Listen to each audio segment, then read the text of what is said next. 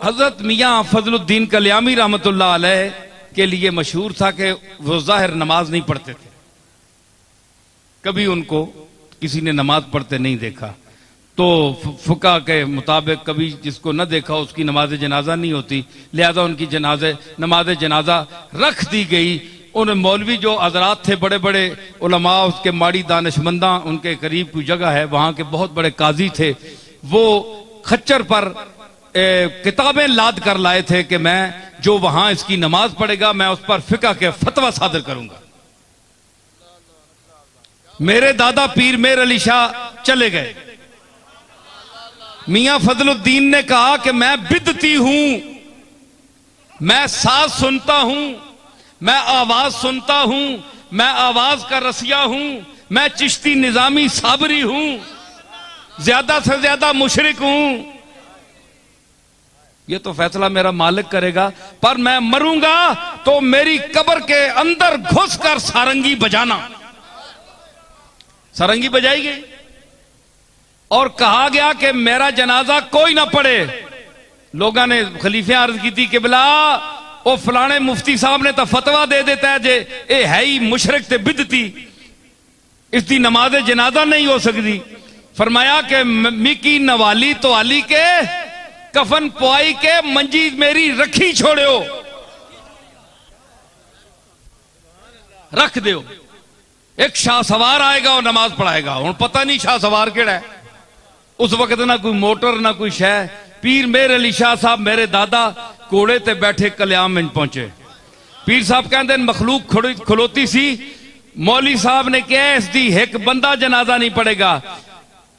बाबा साहब फरमाया कि ए तू मुफ्ती एक बंदे की गल करना, मेरे जनाजे दिल्ली के लोग भी शामिल होंगे। हुण दिल्ली के बंदे कित्थों आउण जी? पता लगा थोड़ी देर काफिला आया, उस वेले काफिले चलने पिशावर जा रहा सी, उथों लग्या जी 200-400 बंदा, वो दिल्ली वाला भी शामिल हो गया।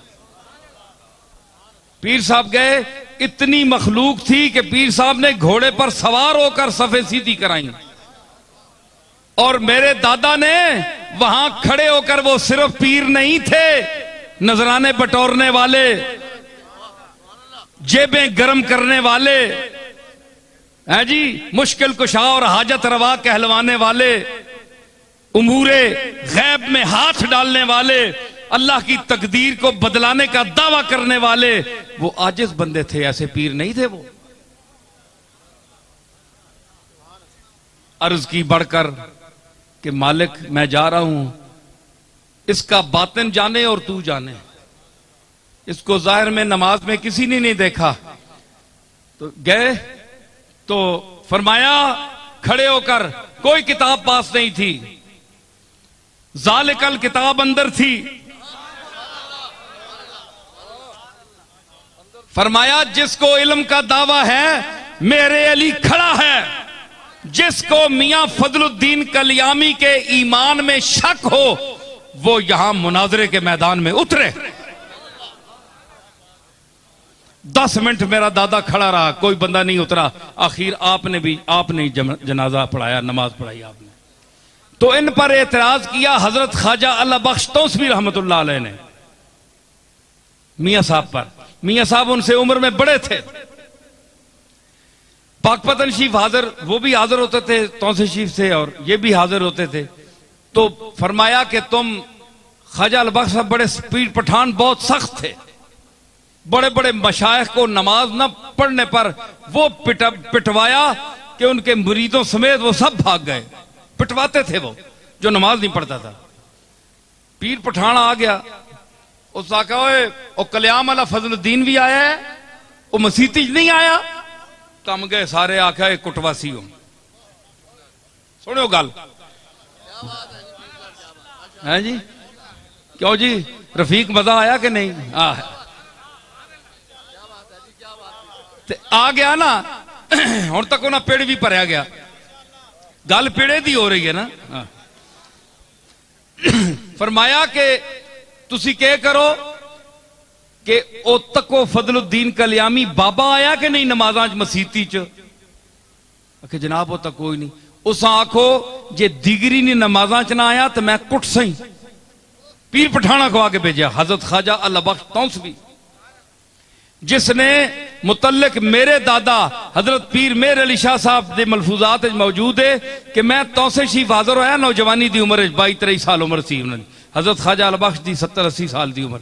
फरमाया कि मैं हिंदुस्तान में मैंने ऐसा कोई शेख नहीं देखा जिसकी नजर में दुनियादारों, पैसे, रुपए, माल की कीमत जो है वो रत्ती के बराबर भी जिसकी आंखों में उसकी कीमत ना हो, वो अल्लाह बख्श तौसवी के बगैर और कोई आदमी नहीं था।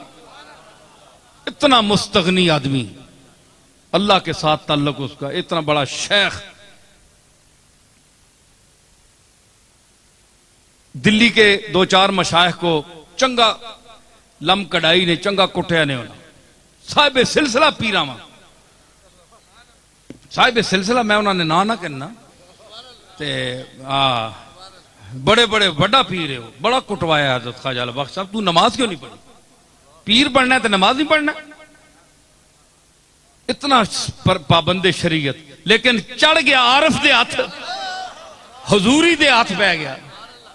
ਉਹ 4 मशाइख तो होर जे अंदाज दे है ना, अंदर दे राज अंदाज जानता है, लेकिन फजल करियामी जड़ा है दर्द दा ते एक गुदास दा एक सरमाया आ और पैकर आ।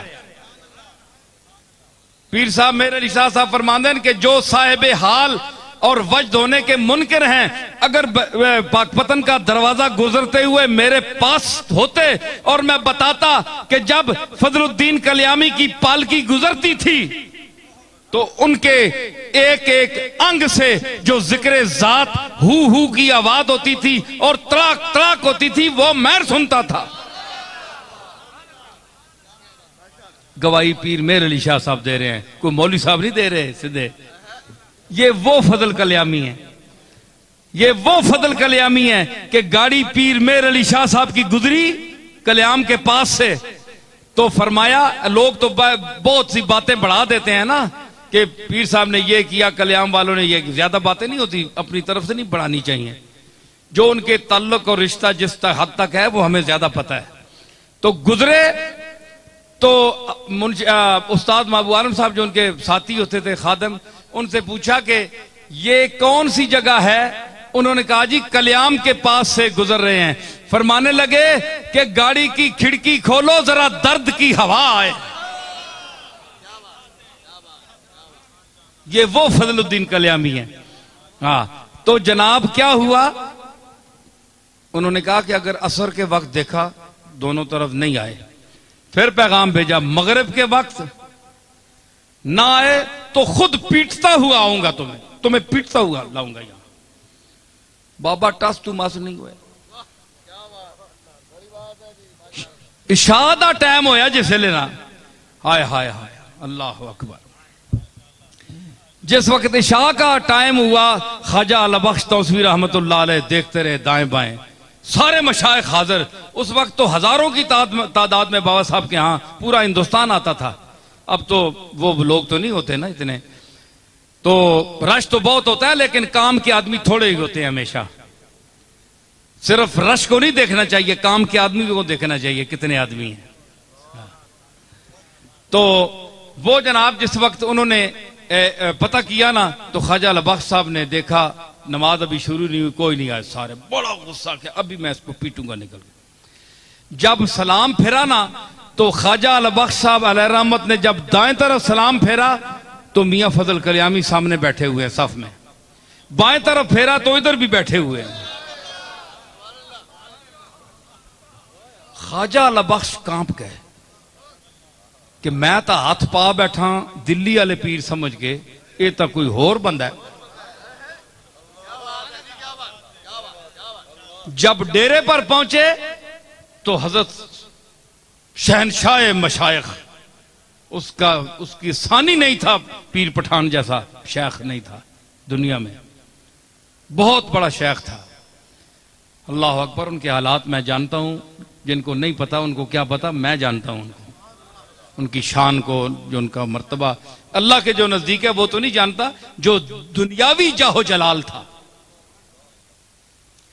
तो ख्वाजा अल बख्श साहब खुद उठकर हजरत मियां फजल कल्यामी जो साबिर साहब के हुजरे के पास एक मट्टी पर पड़े थे, अल्लाह अकबर, मट्टी पर पड़े हैं जी, क्या कह रहे थे? किरा ला बिठाया तेरे कूचे में खुदा ने हमको, ओ मेरे पीर साबिर कलियरी, ला बिठाया तेरे कूचे में खुदा ने हमको, न उठे हश्र भी आए जो उठाने हमको, तेरे जवारे रहमत लेटे फजलुद्दीन कल्यामी,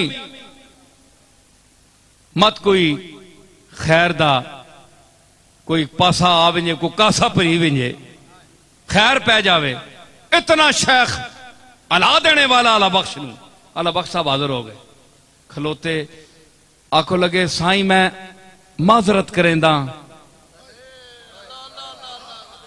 माजरत करेंदा साईं, मैं बड़ी बात थी हजरत अला बख्श साहब का ये कहना, हाँ, जिसका पहाड़ जैसा दिल, जो सलातीन वक्त के सामने भी डट कर रहा। साईं मैं माजरत करेंदा, मैं भूल गया थी, मैं भूल गया। पता है अल्लाह की जात के समुंदर में फना फजल कल्यामी ने आंख उठाई और देखा एक बहुत बड़ा शहनशाह मशैख खड़ा है जिसकी रौब से तरीकत की दुनिया कांपती है। कहने लगे, ओए मैं अब ये मियां फजल साहब की जबान इस्तेमाल कर रहा हूं, मेरी जरूरत नहीं है। कहने लगे, ओए अल्लाह बख्श, ओ अल्लाह बख्श, तेरे दादे दा मुंह मैनू मारदा है। शाह सुलेमान तौसवी इत्थे हाजिर होंदे पाकपतन ते मेरे सिर ते शफकत दा हाथ रखदे है ते उस हाथ दा मैनू लिहाज है। फिर एक जुमला फरमाया, हजरत अल बख्श चुप, ये उन्होंने हालात छपी है, कल्याम शिफ तो किताब छपी है, ये हालात में है उनके, ये बात उनके हालात में छपी है। और फिर एक जुमला फरमाया जो मैं अर्ज करना चाहता हूं। उन्होंने कहा, अल्लाह बख्श, कुछ ऐसे बेनमाजीन दुनिया ते, दुनिया में कुछ ऐसे बेनमाजी हैं जो अल्लाह के हुजूरी की सफ में पहली सफ में बैठने वाले हैं, तो कुछ वो नमाजी हैं दुनिया में जो आपको नजर आएंगे मस्जिदों में नमाज पढ़ते हुए, लेकिन उनके दिल गाफिल हैं, रिया की नमाज पढ़ते हैं,